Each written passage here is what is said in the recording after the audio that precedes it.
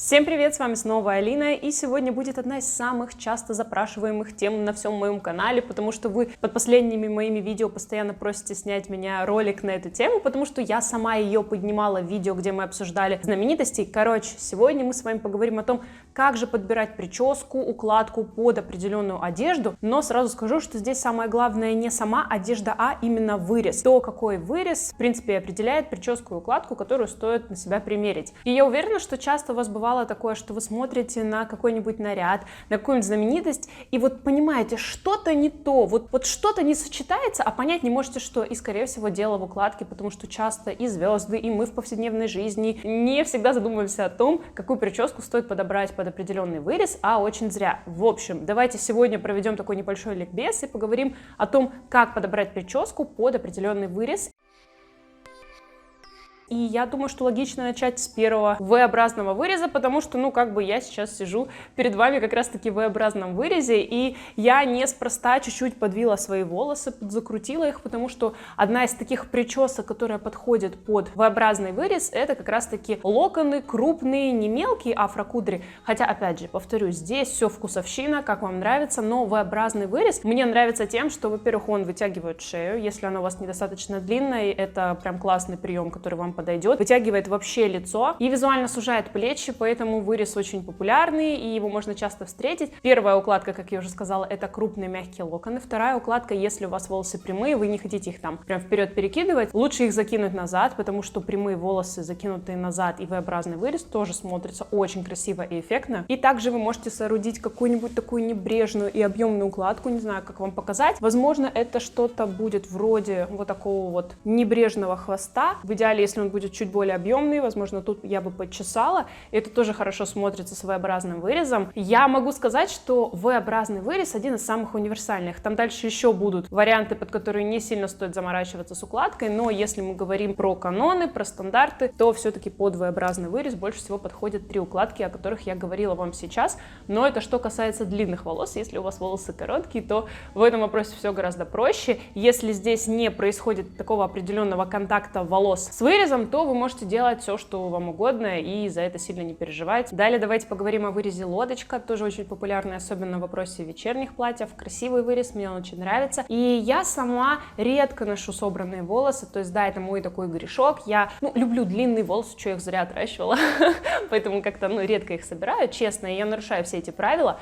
Но если мы говорим о канонах, то под вырез лодочку обязательно нужно собирать волосы, потому что некрасиво, когда происходит конфликт линий волос и линии самой одежды. В частности, в вопросе выреза лодочка эта проблема становится особенно актуальной, поэтому если выбираете вечернее платье с таким вырезом, то обратите свое внимание на такие укладки собранные, но немножко в ретро-стиле, потому что это смотрится супер интересно, всевозможные косы, всевозможные ретро-укладочки там с косым пробором. Либо если не хотите заморачиваться, то просто какой-нибудь низкий пучок будет очень красиво смотреться, и не нужно делать безумно высоких укладок, потому что это будет очень сильно конфликтовать с этим вырезом. Как и не стоит надевать какой-нибудь, знаете, вот эти пончики, вот эти бублики на голову с вырезом лодочка. Ни в коем случае так не делайте. Либо ретро, либо просто низкий какой-нибудь объемный пучок будет смотреться классно. Круглый вырез тоже очень популярен, но популярен не, наверное, в вечерних платьях, потому что его редко там используют, а в повседневной одежде. И так как мы говорим о том, что круглый вырез наиболее популярный, то, скорее всего, логично, что большинство причесок под него и подойдут. Да, с одной стороны это так, но здесь тоже есть свои такие небольшие нюансы. Под круглый вырез тоже особенно здорово будет смотреться, если вы немножко соберете волосы, но не в конкретной укладке, а вот, например, я сейчас на себе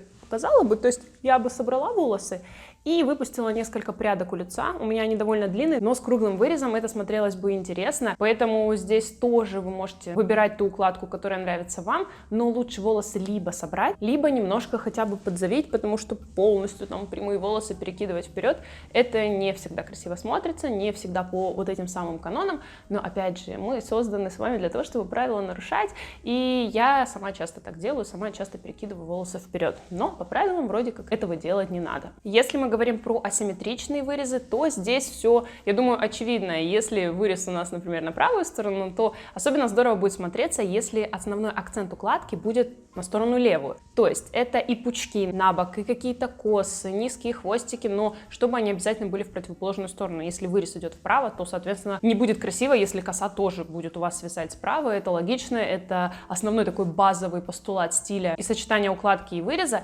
Поэтому, если выбираете что-то асимметричное, помните, что акцент нужно сделать в сторону противоположную. Поэтому здесь вас никто не ограничивает вашей фантазией. Хвостики, косички, пучки, что угодно. Возможно, это просто даже стрижка будет ваша асимметричная. Главное не забывать об этом правиле. Вырез сердечком или тот самый популярный корсетный, который был, мне кажется, очень распространен среди вечерних платьев, среди свадебных, да, кажется, до сих пор распространен. Очень легко. Как же найти укладку под такой вырез? Вы просто заходите на какой-нибудь сайт с вдохновением, с прическами типа Pinterest и вбиваете свадебные прически. Реально, практически любая свадебная прическа подходит под такой вырез, и, что неудивительно, ввиду того, что я вам сказала ранее, косы, заколочки, что угодно, но здесь важно учитывать определенные моменты. Вы можете волосы также вперед перекидывать их назад, но если платье у вас акцентное именно в корсетной части, будет очень жестоко, если вы перекинете волосы вперед, потому что таким образом вы забираете акцент от платья, и этого делать ни в коем случае не нужно. Вообще запомните это правило: если у нас есть акцент на верхней части, какая-то интересная деталь, там камушек, аппликация, что угодно, волосы обязательно нужно убирать назад. В противном случае будет смотреться неопрятно и как-то не очень стильно, неаккуратно, не нужно так делать. Если, например, платье у вас там однотонное, то можете перекинуть волосы вперед, в этом не будет какой-то большой проблемы, хотя все-таки, если мы говорим про вечерние платья, то очень красиво, когда волосы вы откидываете назад, либо уже будет укладка вроде объемных пучков, интересных кос и плетений. Здесь ваша фантазия вот реально может отыграться по полной, потому что здесь вы можете еще поиграться с украшениями в волосах, и вообще этот вырез тоже один из самых универсальных, особенно в вопросе того, что касается вечерней моды. Вырез каре или так называемый прямоугольный, он тоже далеко не самый капризный, с ним нужно быть поаккуратнее и учитывать вашу форму лица, потому что на самом деле есть еще отдельные правила, как выбирать вырез под вашу форму лица. Если вам будет интересно это видео, то обязательно его сниму, потому что, ну вот, много есть всяких правил в стиле и в сочетаниях, их придумала не я, будет интересно, расскажу. В общем, по такой вырез тоже есть определенное правило: лучше, если пробор будет не прямой. То есть вот я сейчас сижу перед вами с прямым пробором, если бы я выбрала какой-нибудь наряд с прямоугольным вырезом, то, скорее всего, я бы сделала пробор боковой, потому что так было бы слишком много симметрии. То есть вот тут вот линии, здесь линия у меня, и это не всегда смотрится хорошо, если мы не говорим, например, какой-нибудь бы фильм, где я играла робота. Да, там бы, наверное, это было уместно. Также очень здорово, вот прям потрясающе смотрятся стрижки с челкой, вот такие немножко рваные, прямые, но именно не с локонами, потому что с локонами этот вырез смотрится хуже всего. Хотите выбрать укладку воздушные мягкие локоны, то лучше этот вырез избегать, потому что он требует именно прямых волос и максимально гладких. Так что рекомендую обратить здесь внимание на два момента: гладкие прямые волосы и какой-нибудь асимметричный пробор. Если у вас челка, то здесь не важно, соответственно, здесь с пробором нет проблемы, либо просто какая-нибудь прическа, в которой пробор убирается. Прямой пробор лучше избегать. Если вы выбираете вырез, который называется хамун, то есть когда вот тут вот ткань немножко собирается, такой немножко ретро, молодые девушки редко носят кофты либо платья с такими вырезами, сейчас это как-то не очень трендово и актуально, но неважно, если вам нравится носить такие вырезы, то это ваше право, и мое дело вам просто рассказать, какую прическу лучше надевать под такой вырез. Но в первую очередь я бы, наверное, сразу сделала акцент на том, что здесь волосы вперед ни в коем случае не стоит перекидывать, потому что, ну, здесь получается акцент, и, соответственно, волосы ни в коем случае это не смешиваем. Лучше волосы убрать, собрать, немножко присобранный пучок, возможно, какой-то высокий хвост смотрелось бы очень красиво, либо даже, знаете, не просто высокий хвост в сочетании с косой, то есть немножко такая Лара Крофт, очень бы красиво смотрелась, и на самом деле вот этот вот вырез это бы оживило и сделало более таким молодежным. Далее мы поговорим про вырез Анжелика. Я очень люблю его, но он визуально увеличивает плечи. Если у вас плечи от природы, ну, довольно-таки не узкие, то с этим вырезом нужно быть осторожнее, чтобы не сделать их еще больше. Что касается причесок,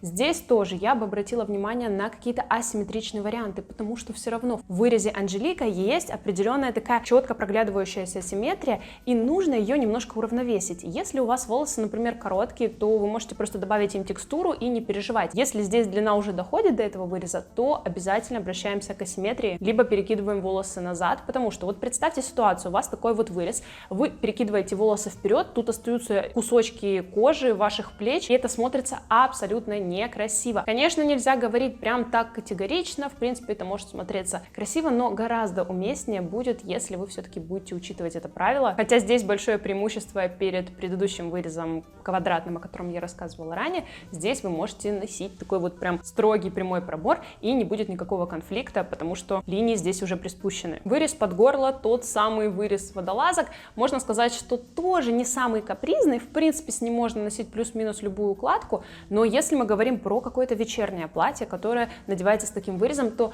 обязательно здесь волосы не просто собрать, а еще и поднять. Лучше всего будет смотреться именно такое сочетание, потому что какой-нибудь хвост, который вот низко приспущен, это будет смазывать всю эффектность такого выреза.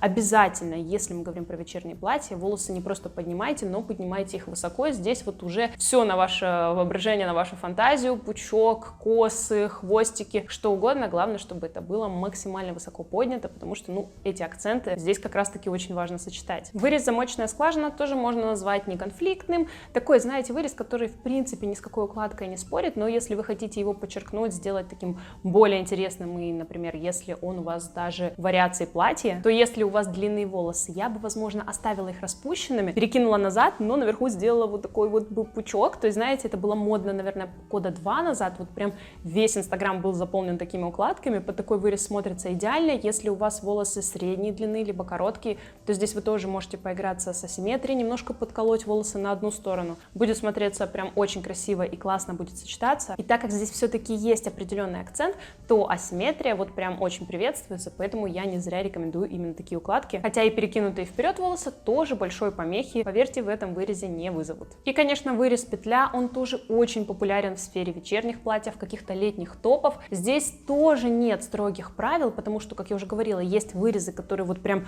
обязывают, а есть вырезы такие более демократичные. Здесь, наверное, действует правило не строго рекомендуется, а по желанию. И в этом вырезе я бы очень рекомендовала вам как раз-таки распущенные, объемные волосы. Если у вас волосы прямые, тоже можете собрать, например, в какой-то хвост, но не обязательно такой гладкий, идеальный. Здесь легкая небрежность, какая-то взъерошенность, она только приветствуется. Но если мы говорим о вечернем платье, где подразумевается какой-то определенный лоск, то волосы можно собрать, но не обязательно собирать их так высоко, как при вырезе под горло. Здесь нет такого правила, здесь высота уже того, как вы хотите поднять волосы, она в принципе варьируется, исходя из ваших пожеланий, из вашего типа лица. Можете здесь абсолютно экспериментировать. Единственный момент, что при таком вырезе я бы рекомендовала вам отказаться от каких-то аксессуаров для волос, потому что, ну вот, это тот вырез, который действительно с ними конфликтует, и, к сожалению, очень часто как раз-таки по такой вырез и надевают какие-то украшения. Не нужно так делать, оставьте украшения, аксессуары для волос для другого выреза, а здесь максимум, ну, чем вы можете ограничиться, это, наверное, каким-то ободочком, но ни в коем случае не акцентным. Ну, а если у вас волосы средней длины, либо короткие, то просто добавляем взъерошенности, объема, как я уже говорила ранее. Супер гладкие прически здесь, ну, они,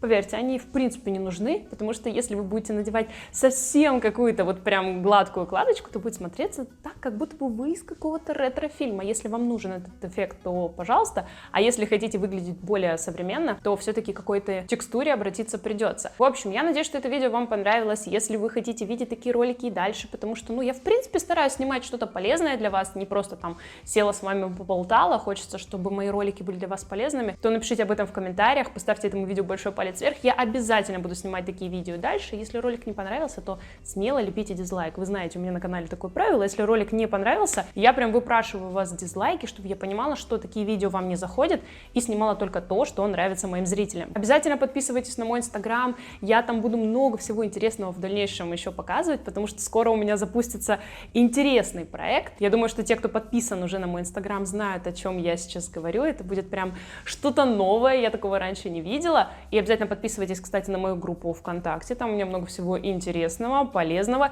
и вообще собрано все самое лучшее среди всех моих видео, так что можно мои ролики и не пересматривать. Хотя на канал все равно рекомендую вам подписаться и нажать на колокольчик. Ну а с вами была Алина, увидимся в следующем ролике. Пока! Про мое сегодняшнее видео можно сказать, что вы прослушали ликбез человека, который постоянно нарушает все правила в вопросе укладок и вырезов. Кого я обманываю? Я сейчас их распускаю только когда снимаю видео. Дома и по улице я вот так вот постоянно с какой-нибудь хреновиной гулечкой на голове хожу, потому что жарко.